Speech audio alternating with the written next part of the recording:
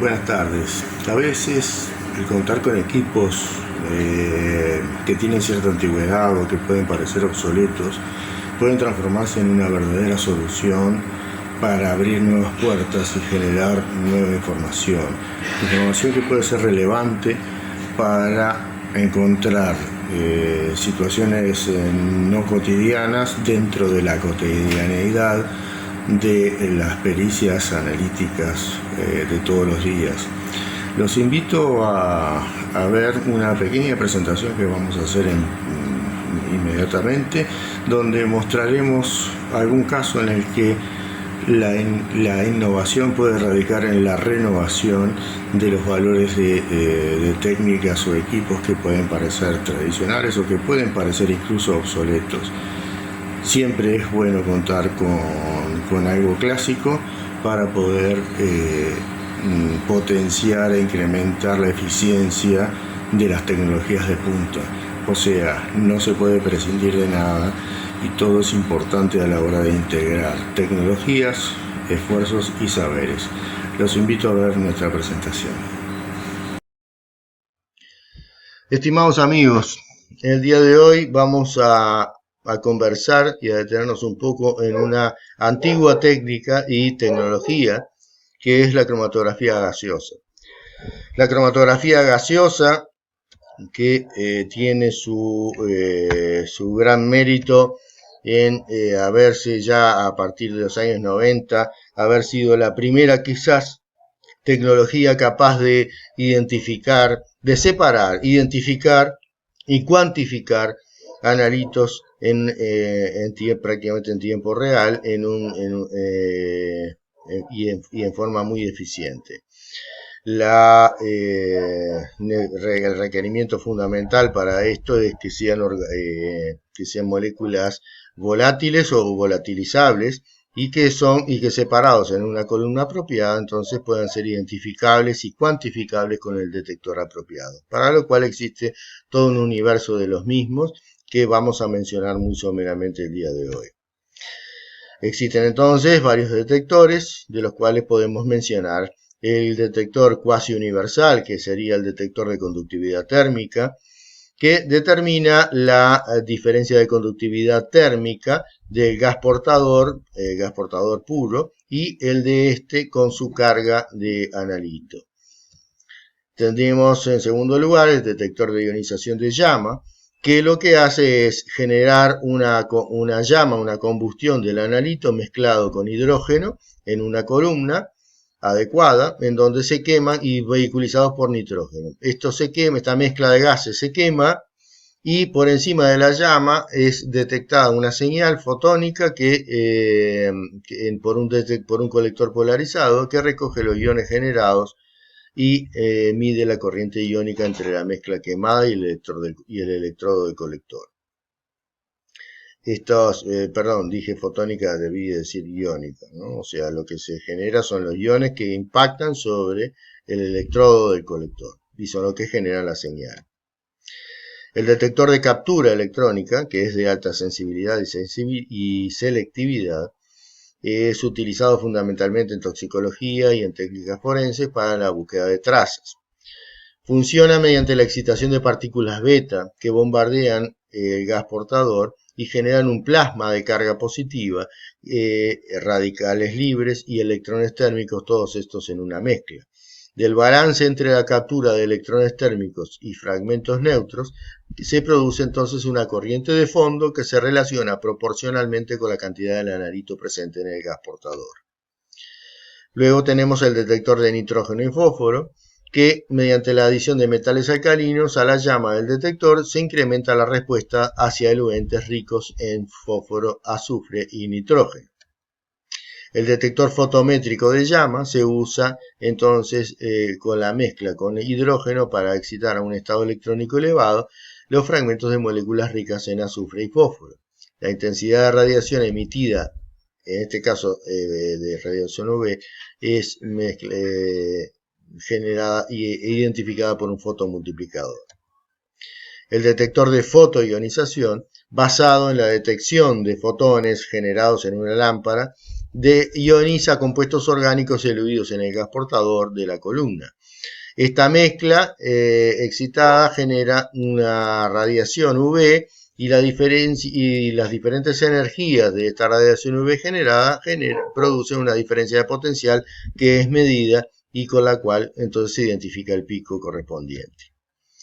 Por último tenemos los detectores de masas, que lejos de ser un detector en sí mismo es un universo tecnológico en el cual solamente hoy me voy a dedicar a mencionar y porque la tecnología es el gold standard en lo que es la identificación de moléculas y su cuantificación, por lo tanto es una tecnología en sí misma y no merece ser mencionada como un simple detector de un sistema cromatográfico, sino que es a la inversa. El sistema cromatográfico está al servicio de la tecnología de espectrometría de masas.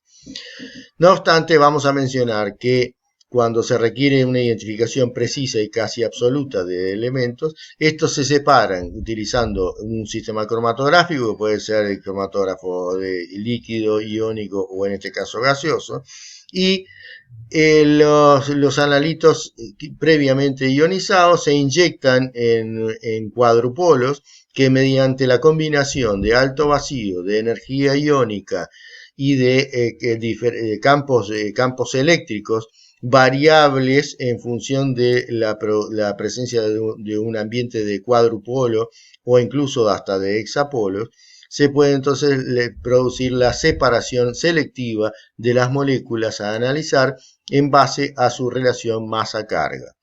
Esta tecnología entonces es de altísimo nivel, lo que nos permite identificar prácticamente cualquier elemento problema. La utilización de sistemas de cromatografía, en este caso de la gaseosa, sin un equipamiento de automatización es suficiente para permitir realizar observaciones productivas, como dice aquí esta placa. ¿Y por qué nos referimos a esto? Porque hoy por hoy la mayoría de los laboratorios de alto porte o de mediano porte y de aquellos que están certificados y que hacen pericias rutinarias tienen sistemas altamente automatizados, programables en cuanto a su método de preparación de muestras, sus sistemas de inyección y sus sistemas de detección y análisis de datos. Esto hace que se deba precargar el sistema con información sobre lo cual nosotros vamos a investigar a priori.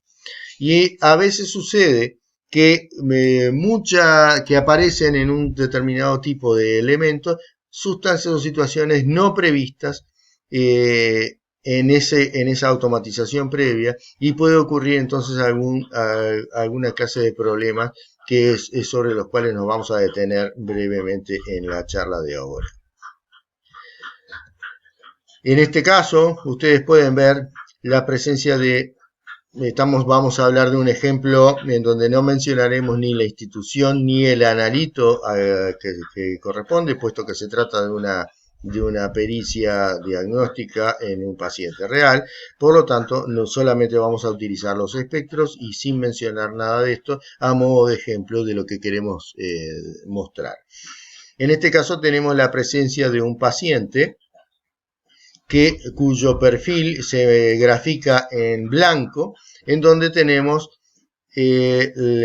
un pico sobre el lado de la derecha de la pantalla, que es un pico amplio, que es el estándar interno. En el fondo tenemos en trazo verde el perfil de una muestra estándar, donde tenemos el estándar, es el pico que aparece sobre la izquierda, un estándar que corresponde a la sustancia problema que vamos a investigar, y más hacia la derecha el pico que corresponde al estándar interno con el cual se cuantifica la presencia del anterior.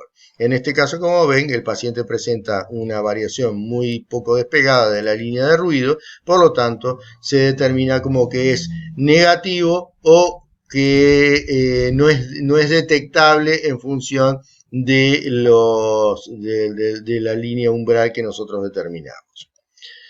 En este caso sí tenemos un paciente que es positivo y que muestra un pico específico con un tiempo de retención específico y que corresponde al tiempo de retención de la sustancia problema mostrada en el estándar en gráfico verde. En este caso tenemos la presencia de un paciente que presenta sí el pico de la sustancia problema con el estándar, que es el pico del lado más izquierdo de la pantalla, pero entre medio de este pico y el pico del estándar interno podemos observar la presencia de un pico exógeno que no es identificable y que tiene un tiempo de retención diferente al del analito buscado. Entonces, en base a la pericia del operador y al conocimiento y a la expertise y a la experiencia que tiene en cuanto a este tipo de análisis, hemos desarrollado, inyectado diferentes sustancias piloto para poder comparar su tiempo de retención y ver si se puede identificar o no con ese pico exógeno. En este caso, como verán, aparece sobre la izquierda del pico, entre medio de los dos picos, y con un tiempo de retención diferente, por lo tanto no lo consideramos como que pertenezca a ese grupo químico. En este otro caso tenemos un segundo piloto, también con trazo verde, que corresponde a un tiempo de retención mayor y aparece por la derecha del pico de la sustancia problema. Lo mismo pasa con este otro. En este otro caso, luego inyectamos un cuarto monitor o un cuarto piloto, y sí que está trazado en color amarillo, donde sí podemos identificar la que tiene el mismo tiempo de retención y aparece sobrelapado con el pico de la molécula extraña que habíamos detectado. Acá podemos ver otra vez otra muestra de este tipo. Y acá lo estamos marcando físicamente en la pantalla. El color amarillo que corresponde a la mitad de la superficie del pico de la sustancia problema. En este caso podemos decir fehacientemente que el paciente, si bien acá podemos tener dos situaciones o tres situaciones. Una, que el paciente pueda no presentar el pico buscado, y en ese caso estaríamos informando, si tuviéramos un sistema automatizado, estaríamos informando como negativo o no detectable para la sustancia buscada, pero no estaríamos haciendo una identificación previa del analito exógeno que aparece. Por el contrario, como en este caso, puede aparecer positivo, pero además encontrarse la presencia del otro analito, que puede ocurrir que este otro analito genere un estado clínico o no, y en ese caso tenemos que identificar de qué se trata. Por lo tanto, vamos a dar un informe como que puede ser negativo o positivo para el analito buscado. En este caso sería así presencia y cuantificación selectiva de este analito, pero también debemos informar que existe un analito exógeno, el cual debe ser identificado, que de acuerdo a los pilotos que fueron inyectados, podemos tener una idea de qué tipo de analito, porque nosotros a priori estamos inyectando algo que ya sabemos y conocemos su identidad. No obstante, tener el mismo tiempo de retención no nos permite aseverar que se trata de ese analito y no otro similar. Por lo tanto, tenemos la posibilidad de generar información altamente valiosa y una muestra altamente eficiente para poder ser derivada en tiempo y forma a una plataforma de análisis mayor y poder entonces tener un resultado mejor.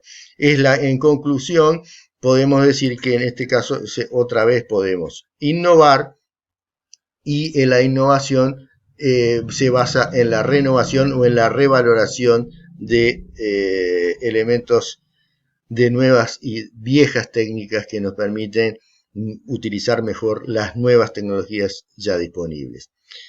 Esto es todo y estamos a la orden, y muchas gracias como siempre por su atención.